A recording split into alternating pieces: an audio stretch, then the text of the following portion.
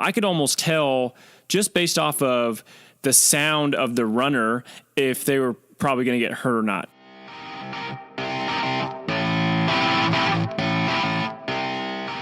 What is up, guys? Doc Danny here again with the Doc and Jock podcast, and it's a Friday episode again, so we're getting into kind of a shorter topic to help you guys stay pain-free and live a high-performance life. One shout I wanted to give out to our show sponsors, Performance Sleep Mattress in particular. I met with John Maxwell, who's the owner of it, a couple of weeks ago, and he said that he's been getting some really, really good feedback, in particular from our podcast listeners. So, guys, thanks so much for supporting them. They are absolutely crushing it. And Joe and I had this conversation recently where he said, man, are you answering a bunch of questions about this mattress that sponsors our podcast? And I said, dude, I get it all the time. People walk in my office constantly and they sit down and they say, so tell me what you really think about this mattress. And honestly, guys, it's awesome. It really is. I mean, there's no doubt about it. I love sleeping on it. Joe's gotten some phenomenal changes as well. So if you're in the market for a mattress, check them out. It's affordable price compared to a lot of these other mattresses out there, and it's great quality. So you'll really, really like it. All right, guys, let's get into this sucker today. So one thing, this is something that, that I've been seeing a lot recently in my practice. So I wanted to address this, hopefully to share a little bit of my viewpoint on running and how you should go about trying to optimize your running patterns. And really think about some really simple things that can lead to both positive performance in running faster times, but also in being less likely to get injured because you're being more efficient and not running quite as heavy as many people do. So it's been interesting to talk to Joe, as his wife Eliza has been in a PhD program, I guess it would be an advanced clinical doctorate program, whatever you want to call it, up at West Point, and she's actually looking at this with running related injuries and looking at cadence in relation to injuries. And, the funny thing is, I remember when I was teaching a lot of run education courses when I was in the Army, I could almost tell just based off of the sound of the runner if they were probably going to get hurt or not. And many of you have probably noticed this if you run a decent amount or even if you run in like a CrossFit gym setting, this is still very apparent. So if you're running, let's say intervals, and the person next to you they sound like a Clydesdale and they're hitting the ground extremely hard. You can hear them coming up behind you or as you pass them or whatever it might be. You have to respect the fact that, physics and biomechanics, you can't really change it in regards to, for every action, there's an equal and opposite reaction. So if you hit the ground really hard, you're probably going to land with somewhere between, 3 and 5 times body weight, and closer to 5 times if you're landing pretty hard. If you're landing efficiently and you're pretty soft when you land and it's kind of hard to hear you land, then you're probably going to land more around that 3 times body weight percentage. And everybody's going to be more than their body weight. I mean, it's a bounding movement. You're landing, you have a flight phase, both feet are off the ground at some point. So you want to land as softly as you can. And this is probably one of the most pivotal things you can think about while you run. So running is a skill, and it should be treated as such. And there's a couple kind of key components that I want you to take away from this, to where you can say, okay, well, next time that I'm running, I want to focus on these few things. And I also think it's a poor idea to try to overhaul an entire movement pattern. And for me to say, when I work with an athlete and I say, all right, well, I want you to fix like 8 things at once. Because what happens is they just get confused and they end up just overcompensating in every way and or getting frustrated and doing nothing correct or changing nothing correctly.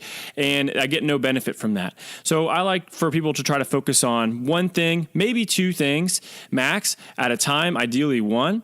And I also like for them to think about one cue while they're running that's really going to help them shift back into that run technique that maybe we want them to achieve. Because the reality is, you can run much longer than you can hold good technique. right? We can gut it out and we can go for a long time. So the best way to learn this is really intervals or shorter distances with some rest periods involved in it. And even an approach like the Galloway approach for people that are running further, which is kind of this run-walk approach, is very effective. And I would say, one of the reasons is because people are holding much better form when they are running, because they're stopping to walk before their form starts to break down. So this approach has become really popular, and people are actually, running faster faster marathon times than they would if they just ran full out. And maybe they're running faster during the time that they're running, but they're also holding a much more efficient position, and they're not breaking themselves down quite as much. So let's get into some of these cues that I like our athletes to think about using. And one of those cues is really running like a ninja. Okay. So when I say that, I mean, I want you to kind of softly touch the ground. However that you accomplish that, I don't really care, as long as you try to run as softly as you can, like you're trying to run up and sneak up behind somebody. And if you do that, and if you're able to decrease the amount of audible noise you have when you hit the ground, well, that's great, because that means we have less ground reaction force. It means there's less force going through your foot and your shin and in front of your knee and all these places that we get all these nasty overuse injuries. But also we're more efficient because we're picking our foot up faster. We're landing more softly. All these things are very positive when we look at efficiency of the running pattern. The other thing I like to think about is, in my head, I constantly think pull. So pull to me is just one word that helps me really focus in on the areas that I tend to have some default mistakes with. So I've spent a lot of time on this, and notoriously was a very bad overstriding heel striker, which is the worst thing you could do. So I would follow the advice that I was given, which was, stride it out, push and stride it out, try to get as long a stride as you can, and just run that way. And that's frankly just bad advice in some ways, because if you do that and you stride it out and you land in this overextended position to where your heel is landing first and it's way in front of your body, then you're putting yourself in a much more increased likelihood of having an overuse injury, in particular shin splints or pain in the front of the knee.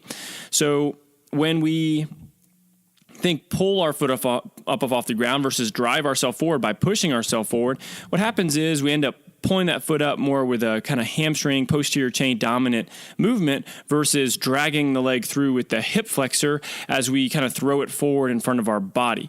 All right. So in my mind, I say pull, pull, pull, pull. And the other big thing that I think about is hips through. So when I get tired, one of the faults that I make is I'll start to lean more with my shoulders than push through with my center of mass, which would be, mid torso to pelvic area.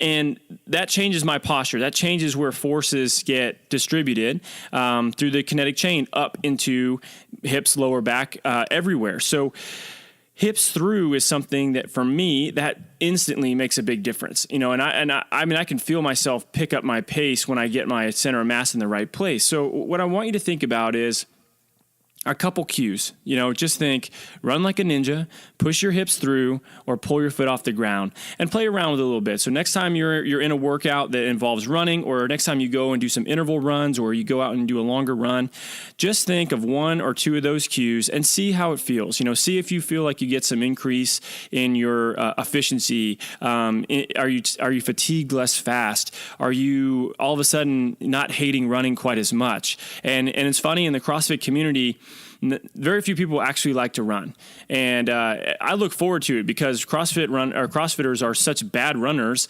across the board in most cases that it's a great time to actually make up some time during a workout. So I look forward to the workouts that have running in them because I understand the skill, and it's a skill exactly what it is, And if you practice the skill of the movement, you'll get better. All right, so go out, get a couple intervals in, or practice this in your next workout where you're thinking, pull the foot off the ground, push your hips through, and think about running softly, and think about kind of trying to sneak up on somebody. So guys, enjoy the running. Shoot us a question if you have one. Leave us an iTunes review in the form of a question, and we'll get to it. This is an important topic, so I want to touch on this one today as you guys start running a little bit more. The Peachtree Race comes up this weekend, so I've been seeing a lot of runners, which is this huge 10K they do in Atlanta. So I want to touch on it. But guys, we appreciate it. Keep listening. Big things coming forward for you guys. We got the website. It should be going up this week. We should have everything, revamped, and we're looking forward to sharing more valuable content with you guys and helping you live a high performance, pain-free life and do everything that you want to do. So thanks, guys.